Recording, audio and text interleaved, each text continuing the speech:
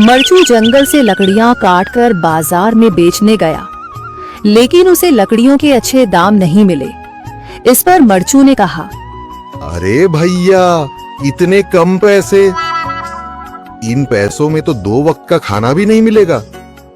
आप मुझे बहुत ही कम पैसे देते हैं। मैं इतनी मेहनत से लकड़ियां काट कर आता हूँ, लेकिन उनके पैसे मुझे बहुत कम मिलते हैं। भैया, तुम्हारी लकड़ियां होती ही इतनी कमजोर हैं कि मैं इससे ज्यादा पैसे नहीं दे सकता। तुम्हारी लकड़ियों के बस इतने ही पैसे बनते हैं। अरे भैया, कुछ ज्यादा कर दो ना। वो क्या है ना कि इन पैसों का तो कुछ भी नहीं आता। मैं अपनी जिंदगी कैसे गुजारूंगा? भैया, तुम जाकर अच्छी लकड़ियां लाओ, तभी इन लकड़ियों का अच्छा दाम मिल पाएगा, वरना इन लकड़ियों का तो यही दाम है।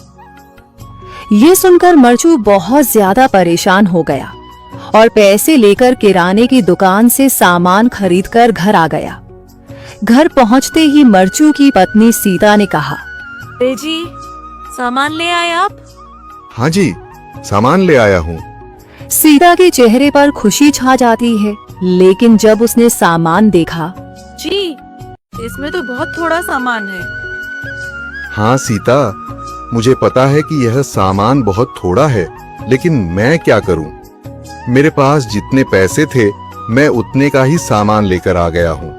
इस तरह हमारा गुजारा कैसे हो पाएगा जी? आपको तो पता ही है कि हम कितनी मुश्किलों से गुजारा करते हैं। हाँ, मुझे पता है, लेकिन मैं कर भी क्या सकता हूँ? मेरे पास इतने पैसे ही नहीं कि हम एक अच्छी जिंदगी गुजार सकें। इतनी मेहनत कर रहा हूँ, लेकिन फिर भी मेहनत का फल नहीं मिल रहा। इतनी मेहनत से अच्छी लकड़ी काट कर आता हूँ, लेकिन मुनासिब दाम नहीं मिलता। मैं तो बहुत परेशान हूँ। क्या करूँ? कहाँ जाऊँ? अरे जी, आप परेशान न हो, आप कोई और काम देख लें।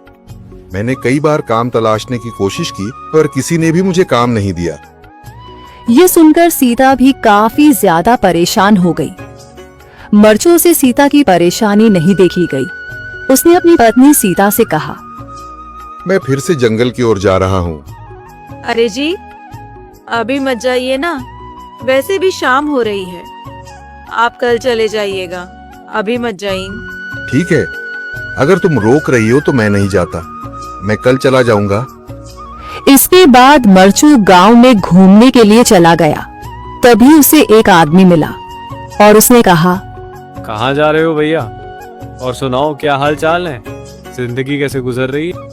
अरे भैया, तुम्हें तो पता है कि लकड़ियां काटकर कैसे गुजारा होता है। हाँ भैया, तुम सही कह रहे हो। और आसपास के जंगलों में अच्छी लकड़ियां भी नहीं है। इसके लिए तो जंगल के अंदर जाना पड़ेगा। पर जंगल के अंदर तो काफी सारे जंगली जानवर होंगे। मुझे बहुत डर लगता है भैया, मैं जंगल में कैसे जाऊंगा? हाँ भैया, जंगली जानवर तो होंगे, लेकिन अच्छी लकड़ियां तो वहीं से ही मिलेंगी। ये सुनकर मरचू बहुत ज्यादा परेशान हो गया, लेकिन वह आदमी बिल्कुल ठीक कह रहा था। जंगल के किनारे की सारी लकड़ियां कट चुकी थीं। अब सिर्फ जंगल के अंदर ही अच्छी लकड़ियां बची थीं। अगली सुबह मरचू लकड़ियां काटने जंगल की ओर चल पड़ा।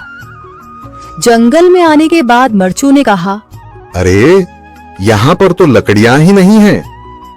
वो आदमी सही कह रहा था, लकड़ियों के लिए तो जंगल के अंदर ही जाना पड़ेगा।